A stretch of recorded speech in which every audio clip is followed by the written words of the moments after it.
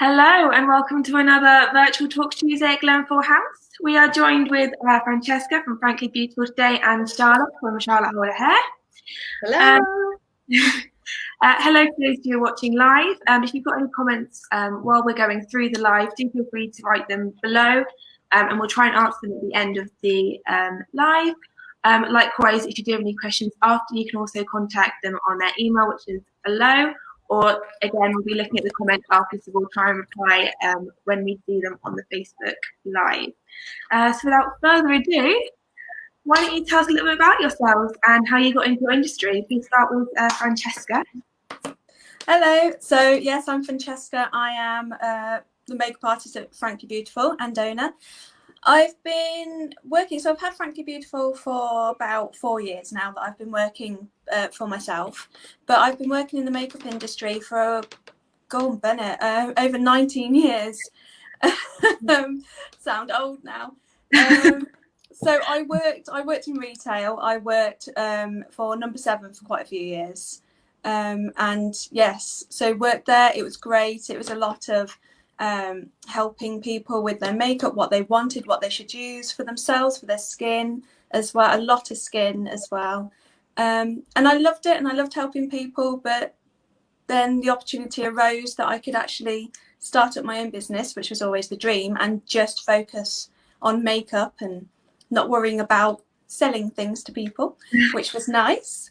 So I started up Frankly Beautiful and the rest is history. It's done really well. And I won Best Makeup Artist overall in the Matrimony Awards at the beginning of this year, about a week before lockdown. And I haven't even celebrated it yet because blooming coronavirus. But anyway, C word. So yes, that is me in a nutshell. Perfect. And Charlotte, why don't you take it away?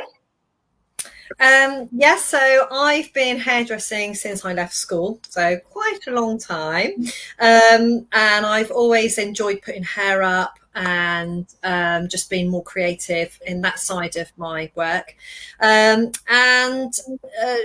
My bridal hair really sort of took off. I really got into it probably 5-6 years ago now. So I had my second son, and while I was on maternity leave, I just sort of had chance to sort of step back out of my everyday hairdressing and, you know, really had to think about what I loved about my job and focused in on the bridal hair side of things, really.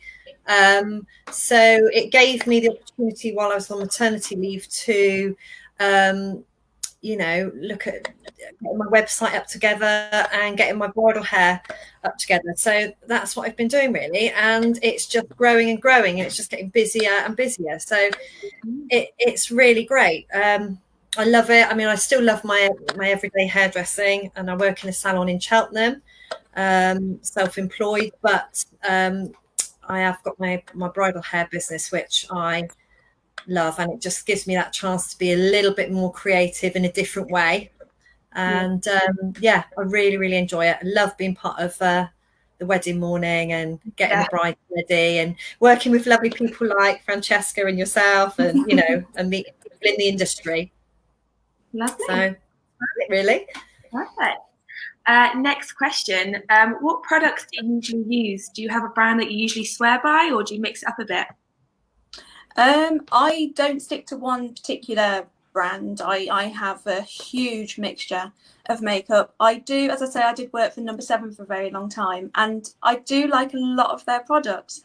Some of them, aren't amazing, but some of them are fantastic. Their foundations, they do one. It's a very, very natural foundation that actually changes to your skin tone, and it's got an airbrush effect, so it evens everything out, and that is wonderful. A lot of brides like it who don't want heavy makeup, or mothers of the bride, mothers of the groom. That's fantastic. But yeah, it's a huge range. I love Maybelline. I wear a lot of red lipstick, and my favourite red lipstick is Siren in Scarlet by Maybelline. It's fantastic, stays on all day. But I use a whole array, and I also say to all my clients or my brides that if you have something specific that you want to use, if you've got your favourite foundation, I will use that. That's fine. You don't have to use all my products. I will use anything you want. Perfect. Charlotte? So I use a lot of Wella. I've used Wella for many years, like their colours and also their styling products. So I do tend to use a lot of Wella. I also use GHD styling products and their tools. All my tools are GHD. So I've got the GHD dryers and I've got tongs and you name it. So yeah, all my tools are GHD. Products, yeah, Wella, GHD, and I use Sebastian. And then I just use the odd bits of like a different range, like Schwarzkopf. Different ranges have certain products which are just really good for certain types of things. So the main bulk of it is Wella, but I do sort of pick odd bits from different ranges, probably a bit like Francesca. You get your favorite little products, or you get key products which work really well from a certain range, and you always keep them in your toolbox. But yeah, so all professional styling products, and good quality as well. Yes, absolutely. Next question. Do you find that there are particular styles that suit particular face shapes and hair color, that sort of thing? Do you recommend a kind of style when they come in, or do people usually know what they want when they get to you?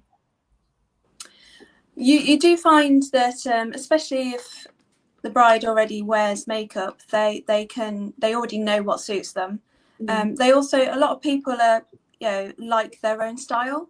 You do get a few people who say they want to try something different. What I like to do, there are certain things that suit certain face shapes.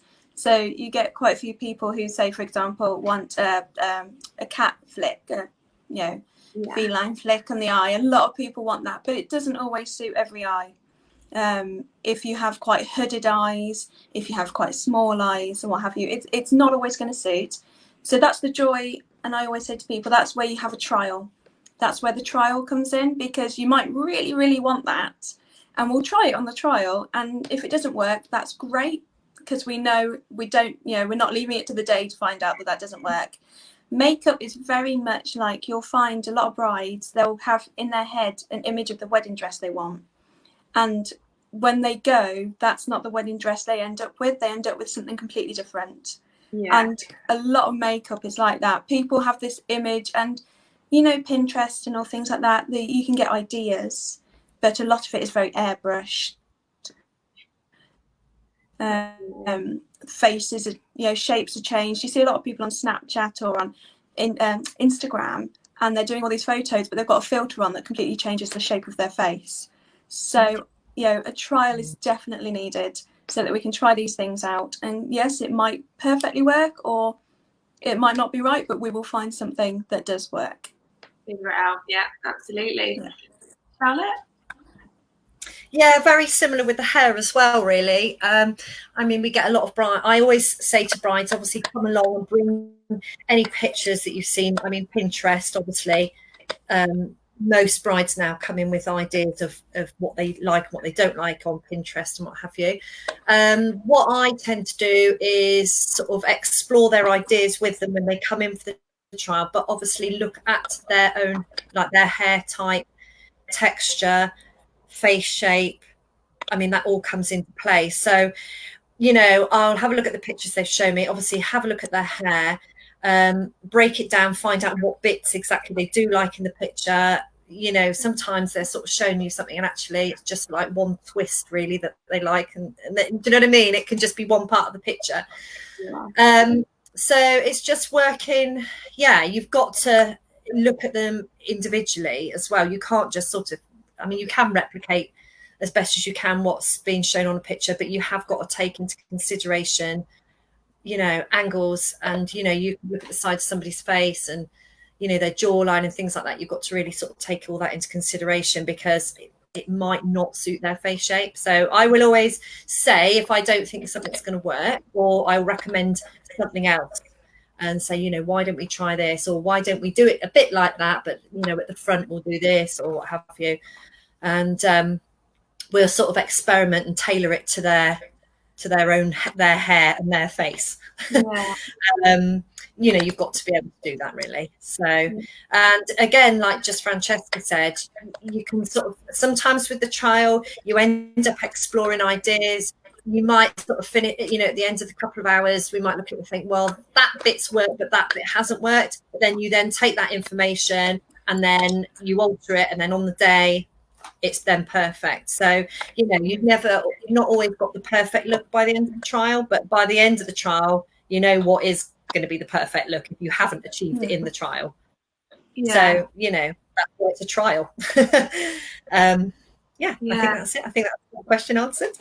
Yeah, absolutely. How long does a trial usually last, and is one usually enough, or do people usually come back from more than one trial?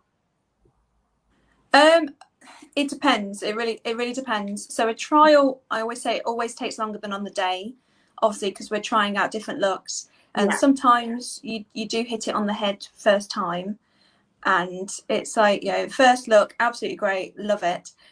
Sometimes it's not quite right, and you've got to try different things. So I always say, especially for a bride, give a couple of hours at least for makeup. And then I have done some that have had a couple of trials that have wanted, you know, we've kind of done, like Charlotte said, we've got some good ideas in the first one, but not quite hit it on the head. And then come back, and might come back and they've actually changed their hair color or their style of their hair.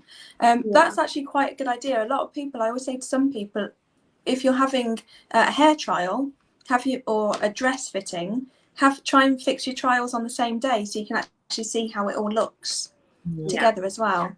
So that's quite a good idea. But trials can take a while, and at the moment they're going to take a little bit longer,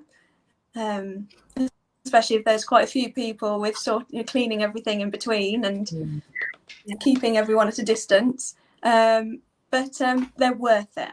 They are worth it, because you don't want that worry on the day. No, absolutely. Yeah. Is that similar for you, Charlotte, or is it different for her? Yeah. I always allow at least 2 hours. Well, actually, what I tend to do is book 2 hours towards the end of the day, so that actually they're almost like my last client of the day. And then if it runs over, it doesn't really matter. So, yeah. And again, like Francesca said, I mean, I think I've only had possibly one bride that's actually come back for a second trial, and that's because she decided although we sort of nailed the hair up, she then decided actually she did want her hair completely down. So we then had to do a down hair trial. You know, we'd already done the up hair one. So usually I haven't had to do another trial, but you know, not to say that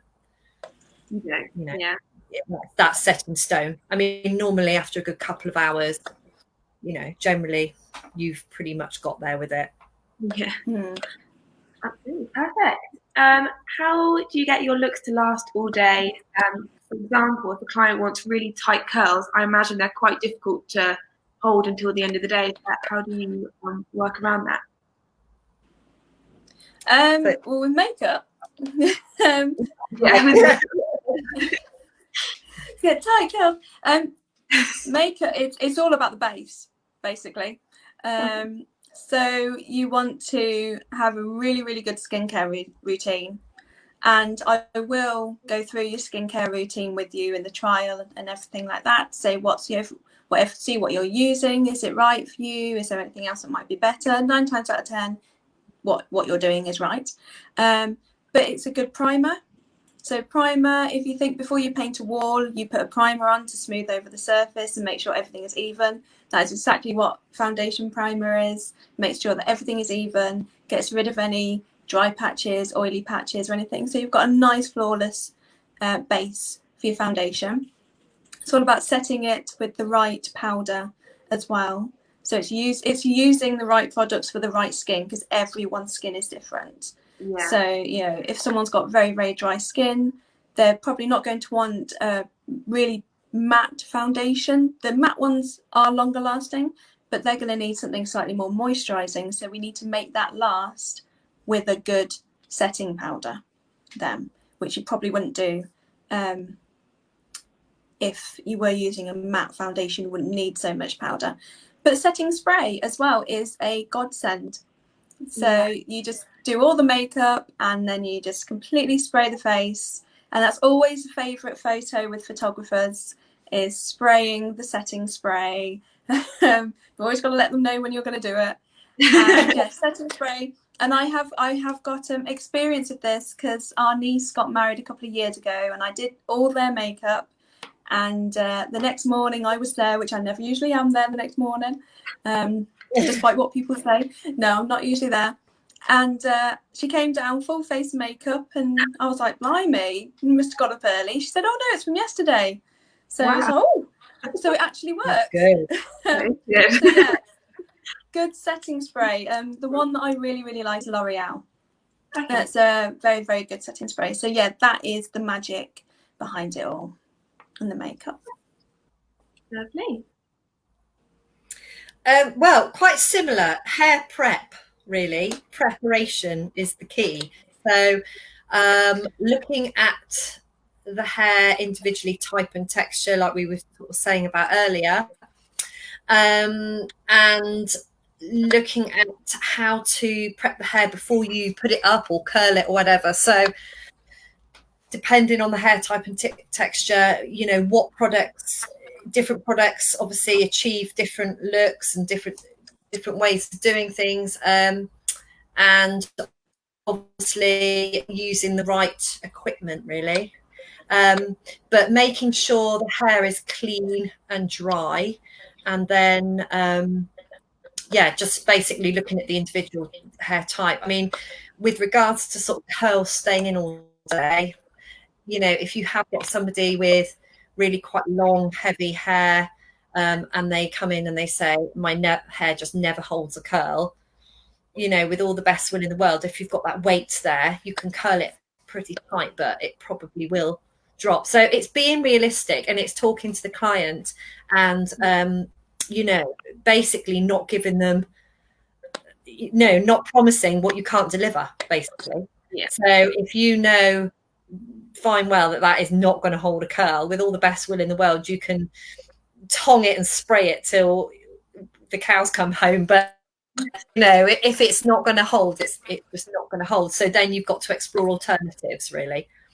So maybe if somebody's wanting like a half up and half down and their hair is not going to hold a curl, maybe you can look at something more pinned, like a bit of a mermaid type braid, which gives a similar effect, but it's just, you can actually pin it and grip it a bit more, but then pull it out to make it look soft and half up and half down, for instance. Just an idea. But good products, and obviously preparation of the hair, depending on what you're looking to achieve for the final look. So a bit like makeup, really. Same thing, but it's just hair. The next question, if people have a particular lipstick or a particular hair accessory, is it easy to adapt, or do you mainly use your own products like hair accessories and own makeup? Yeah, I think I've already said, I'm more than happy to use your own products. If you've got, a lot of people have a favourite foundation or a foundation they know suits their skin, so that is absolutely fine. I have a huge array of foundations, but obviously I don't have all the colours in the world. So sometimes it does make my life a little bit easier if you've already got your own foundation. It's quite nice. And also I like to play, if I've never used it before, it's quite nice for me to see a different product. Yeah, absolutely not a problem to use anything that they already have, that they want to keep. It's nice if they have a favourite lipstick. Sometimes it's nice to use that, because then they can bring it out at anniversaries and what have you, wear it for special occasions, their wedding lipstick. So yeah, it's not a problem at all. Lovely. Charlotte? Yeah, I mean, I would use obviously all my own products. If there was something specific that somebody wanted me to use, a hair product, obviously I would use it. But I mean, it's a tricky one with that, isn't it? Because obviously I need to have confidence in that product that it's going to do what I want it to do, and it's going to make the style hold or whatever. So it's probably not quite the same for hair as like Francesca with makeup in that sense. But with regards to accessories, I don't generally stock too many bridal hair accessories. I've got a few little pieces, but I mean, most people obviously choose what they would like in their hair, and then I will adapt it into the style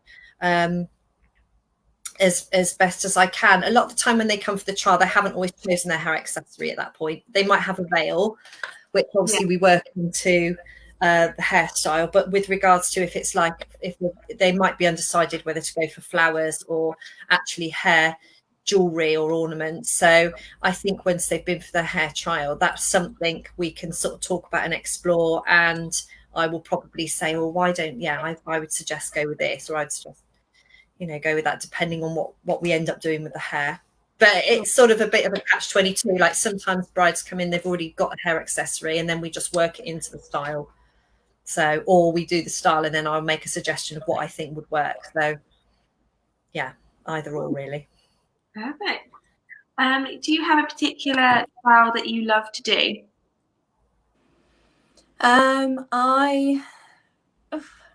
There's quite a few actually. I love vintage. I love vintage. So if you, again, going back to the cat eyeliner, the flick, I do love doing that. I love red lipstick the style, but I like doing quite traditional.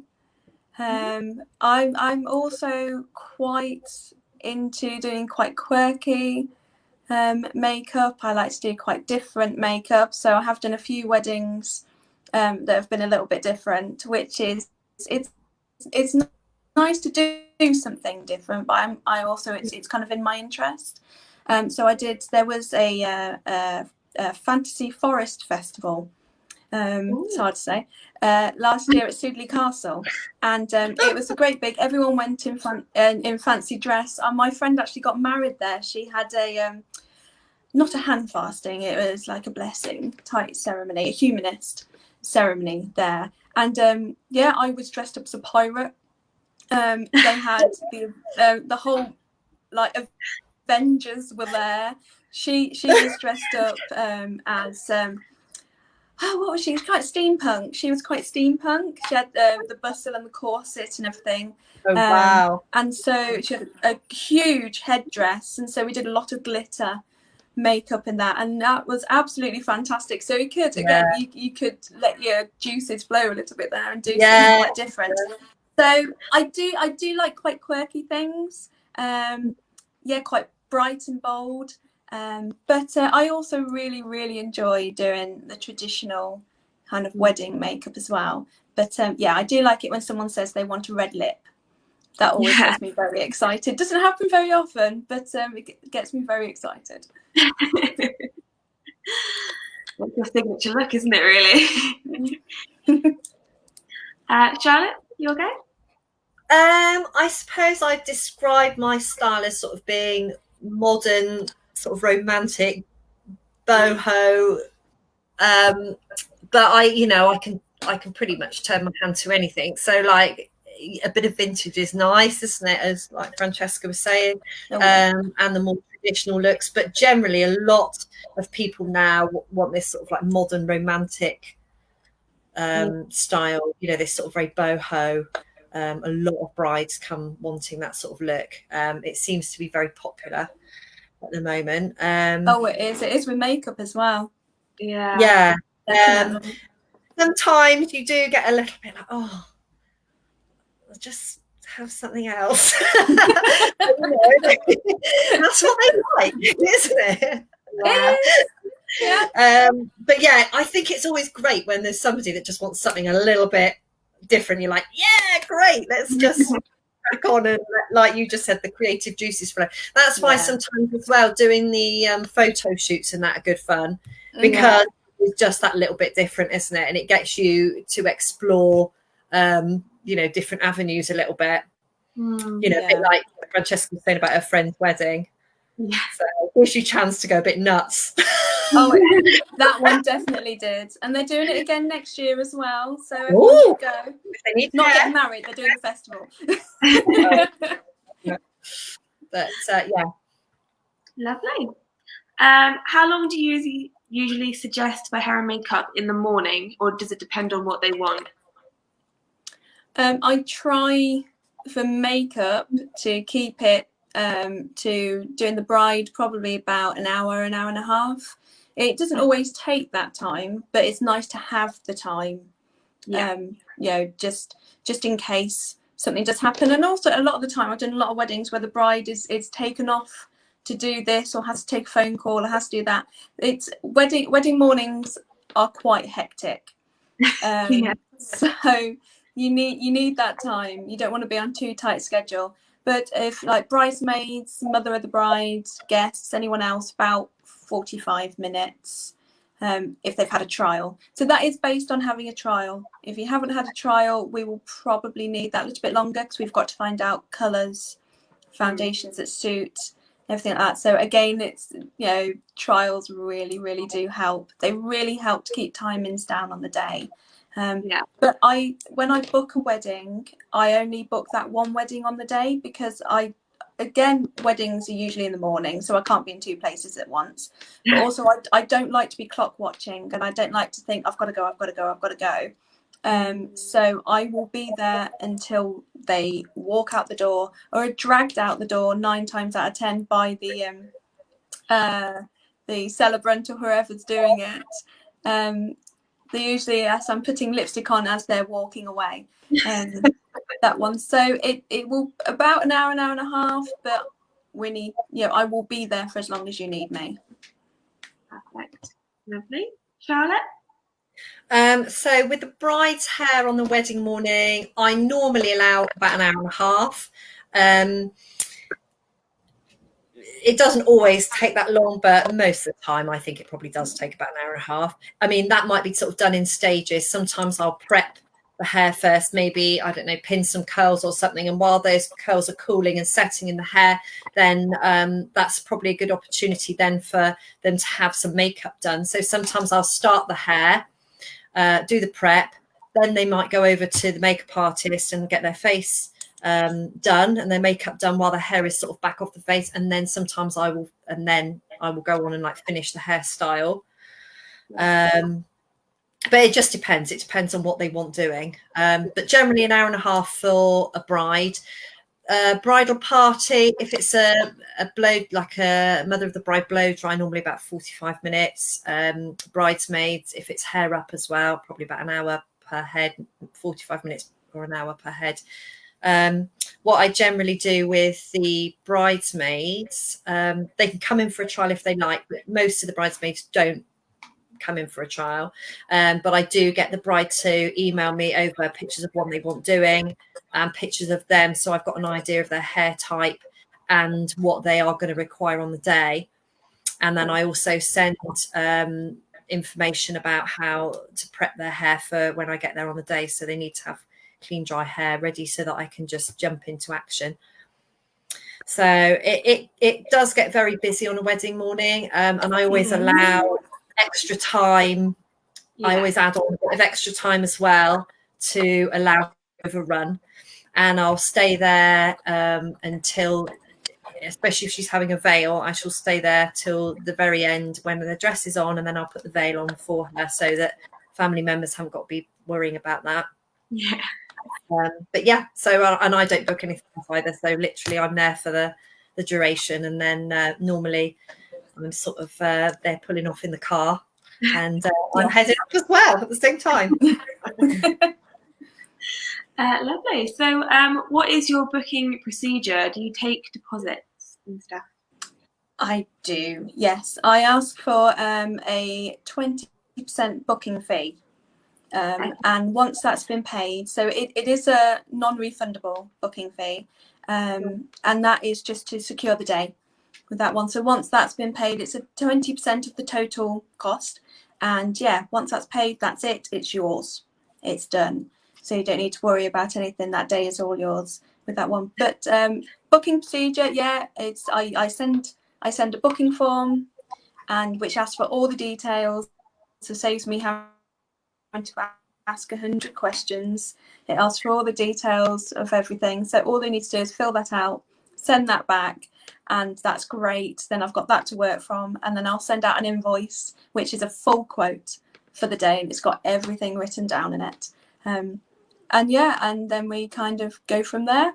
So yeah, that's it. It's quite simple, quite straightforward. I'm open. I'm always here for any questions that anyone needs to ask or anything. That just drop me a line anyway.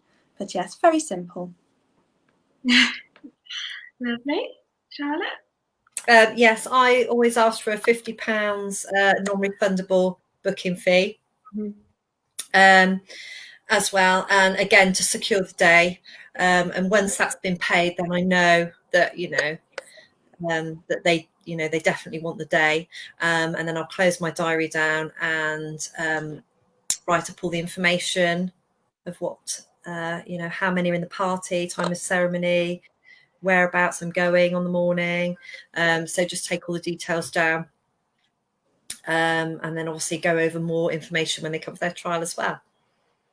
So that the booking procedure, does that include the trial for both of you, or is the trial separate?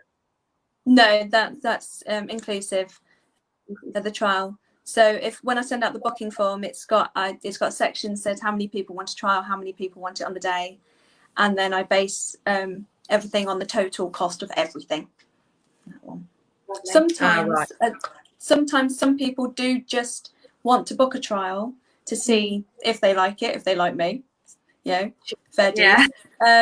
So sometimes some people do just want to book a trial, and then based on how the trial goes, then they book in for the day, and that is absolutely not a problem. So we can spread it out like that. Yeah. Okay. Is that the same with you, Charlotte, or?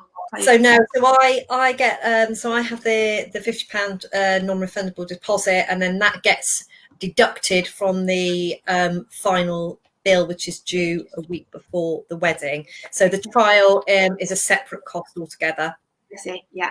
So I'll do that totally separate, and then the deposit comes off the final bill on the day. Mainly because I tend to do a lot of the trials in the salon, so I keep it like a little bit separate. So that's like the salon, and then when I come out to the wedding, obviously that's right. So because I'm going out, so yeah, do it like that. What precautions are you currently taking with everything going on with coronavirus? Because obviously you're both quite close to the client when you're working. So are you doing anything specific?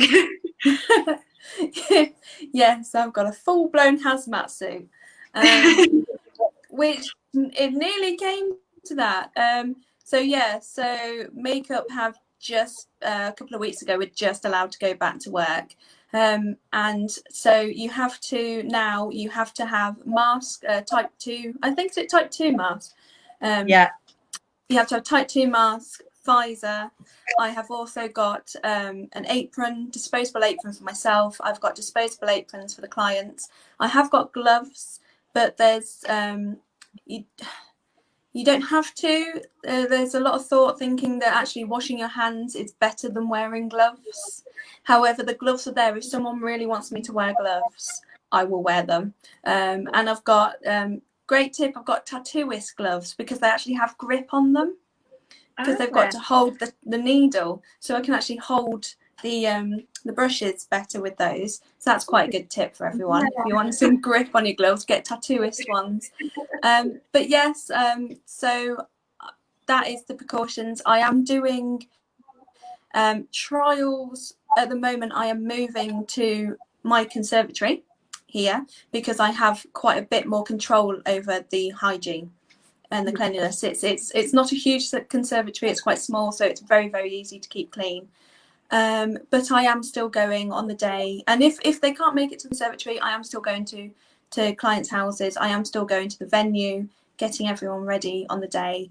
But yeah, the red lipstick I think is going to disappear for quite a while I'm working, unless I can find one that doesn't smudge, because when I take my mask off I do look like the Joker.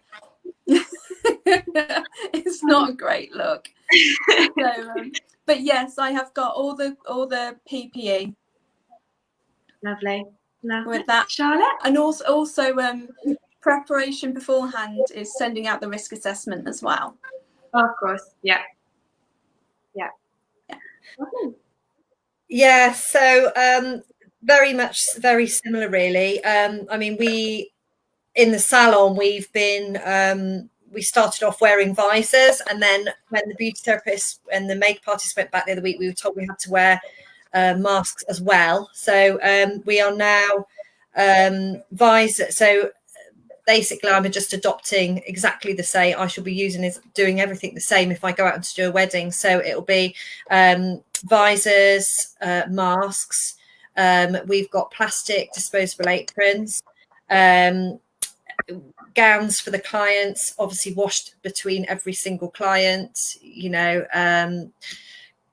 Gloves, we're not working with gloves because of the same reason that Francesca was saying, and the hand washing is more effective, really. And we're generally, as we've always got our hands in water, it would be a bit different on a wedding morning.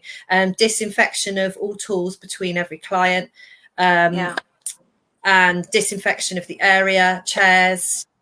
So yeah, it's a lot. Yeah, it's a lot of work, but it's the way the world is at the moment, isn't it? And so we're taking massive precautions at the salon, and I am adopting exactly the same. I should be doing exactly the same if I'm going out to a wedding. Mask, visor, plastic aprons, disinfecting equipment, disinfecting areas that you're working in. I mean, the only thing is, obviously, if it carries on until next year, which it's more than likely, I think it's going to make it a little bit trickier with some of the larger wedding parties, because obviously you're going to have to allow disinfection and disinfecting areas between every person you're doing. But I mean, we'll have to cross that bridge when we get to it, because I don't know how that's going to work. There's not many weddings. It's going to be hard. No, I know, this is it. So, like, obviously, if you've got large parties, which would have perhaps been a bit tight anyway, it's going to be even tighter, isn't it? Because of all the everything that you've got to put in place, really, to make it clean and sanitized and everything else. But yeah, I think the other main change that I've put in, I don't know if you have, Charlotte, when you go out, is it's only your client in the room, one person in the room at any given time. So whereas getting people ready used to be quite a big party, and it used to be in the same room as everyone, now it's going to have to be quite shut off, and it is just you and that client in the room, and then, like you say, you've got to clean everything in between. So it is going to take, I think, we have to realise that we are going to need probably some quite early starts. I think we are. It is going to be like that, isn't it? We need to make sure we've got enough time to prepare between each person and I mean, I did a wedding a couple of weeks ago. That's the first one I've done out since all of this, because most of mine have rescheduled. And it was literally just bride, sister and mother. So that made things a lot easier, because they're obviously all family unit anyway. But yeah, I mean, that's the thing, isn't it? But I think it depends as well on the numbers too. If it stays at 30 for a while, I don't know. You're probably going to get a lot of close family anyway, and that'll be it, won't it? Yeah, that's very true. Have to see how it pans out, really. What happens if you can't make it on the day? Obviously, if you get postponed and you can't make the new day, or come down with COVID-19, have you got any precautions in place at all? If we can't make, so if someone's had to postpone and the new date I can't do, then it is basically down to me helping them find someone else that can help them on the day. I will do whatever I can, and the same if, God forbid, if something happens, because there's always the risk, isn't there, if you go out and then you get the track and trace that you were in a pub and someone was in a pub that has got it, you have then got to shield for 2 weeks. So So there's always that risk. So again, it is working for me with other makeup artists to keep that, you know, quite tight knit link to say, look, if I can't do this, would you be able to step in? That was done. I've had to step in for quite a few weddings in the past, so it's not a new thing. But this might, hopefully won't, but might be something that occurs a little bit more often at the moment. But touch wood, you know, I've never had to do it before, but there will be something. There will be something in place that will, yes, I will do my best to get someone else, and they will be there. Yeah. You obviously recommend people that you know, because obviously in the industry you get to know everyone, don't you? You do, yeah, and that's why it's always good to know other people in the same industry, so that you can have that support as well. Is that the same for you, Charlotte? Yeah, it pretty much, yeah, exactly the same. I would just do my best. I mean, I've got quite a lot of contacts now. Bridal hairstyling contacts. I've got people that sometimes come and help me if it's a larger party. So obviously I would just reach out to everybody I knew to and put forward their names to see, you know, to help, to see if we can help. I mean, I always find if anybody ever contacts me and I can't do it, if, you know, if they ask me for the date and I'm already booked, I will always recommend other stylists anyway. So I don't just send an email saying I can't do it. So I always recommend other stylists. So it's really nice, actually. You get to know a lot of people and how they work. So yeah, I would always try my best to obviously find somebody else that's available for them to help them. I feel like it's a good industry. Everyone knows each other. Everyone's really lovely, so it's easy to find somebody else. Yeah, definitely. Lovely. Well, that takes us nicely up to the end. We have unfortunately gone 10 minutes over half hour, but a lot of information, a lot of useful information there. For those of you who are watching a little bit later on, again, do leave comments here. We will be going through them and answering them. And again, do feel free to contact both Charlotte and Francesca by email or phone, or here at Glenfall, we'll all answer them for you. So hopefully see you next time, and enjoy the rest of your evening. Bye. Thank you. Bye. Bye.